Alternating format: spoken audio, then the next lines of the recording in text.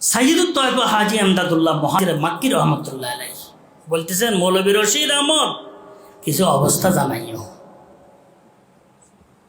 একেবারে অবস্থা না জানিলে কেমনে হবে, এটা বললাম জানানো দরকার। তো অবস্থা জানানোর জন্য চিঠি লিখছেন। কি লিখছেন?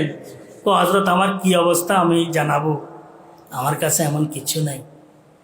হ্যাঁ, তিনটি বিষয় আমার মধ্যে আমি পাই। এক নম্বরে শরীয়ত আমার তবিয়ত বনে গেছে, শরীয়তের উপরে চলাটা এটা স্বাভাবিক, কোনো কষ্ট হয় না। এর বিপরীতে চলাটা বড় কষ্টকর হয় আমার। আল্লাহ আমাদেরকে তৌফিক দান। এটা হচ্ছে ইনসানিয়ত।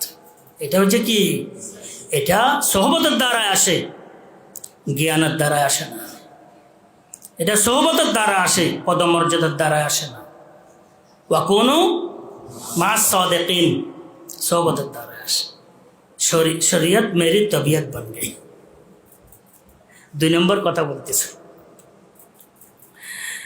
বলতেছেন মদহ জম বরাবর হো গিয়া। কেউ প্রশংসা করলো, আমার কোনো অন্তরে ভালো কিছু অনুভব হয় না। কেউ বদনামি করলো, আমার অন্তরে খারাপ কিছু অনুভব হয় না। সুবহানাল্লাহ, এটাকে বলা হয় মদহ জম বরাবর। প্রশংসা করো সমান, কোনো কিছু নেই, আপন অবস্থায় আছে। তো বলছেন মধুজম বরাবর। কেউ তারিফ করলো, কোনো মনের মধ্যে আনন্দ আসে না। কেউ গালি টালি দিলেও কোনো পেরেশানি আসে না।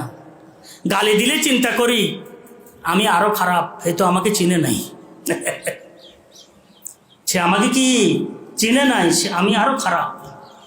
হে কি খারাপ বলবে আমাকে, হে যা বলবে, বলতে বলতে বলতে বলতে যতটুকু পৌঁছবে, আমার 1 ইঞ্চিও কি সে নিচে যাইতে পারবে না। এর চাইতে বহু কিছু গভীরতার মধ্যে আমি খারাপ, আরো গান্দা।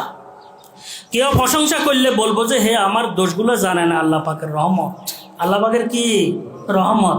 তাহলে আমার নারাজ হওয়ার কি আছে? খুশি হোক, কি আছে? খুশিও নাই, নারাজিও নাই।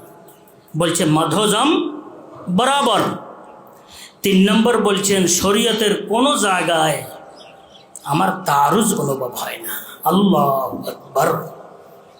শরীয়তের কোনো জায়গায়, কোরআন এবং হাদিসের কোনো জায়গায় আমার কোনো কি তারুজ অনুভব হয় না। জি, একটি আয়াত আরেকটি আয়াতের কি বিপরীতে, এটা আমার অনুভব হয় না। সব কোরআন এবং হাদিসের সব বিষয়গুলা আমার কাছে একদম সমন্বয় অনুভব হয়। সুবহানাল্লাহ। এলেমের গতি কতটুকু, গভীরতা কতটুকু ছিল চিন্তা করে দেখেন।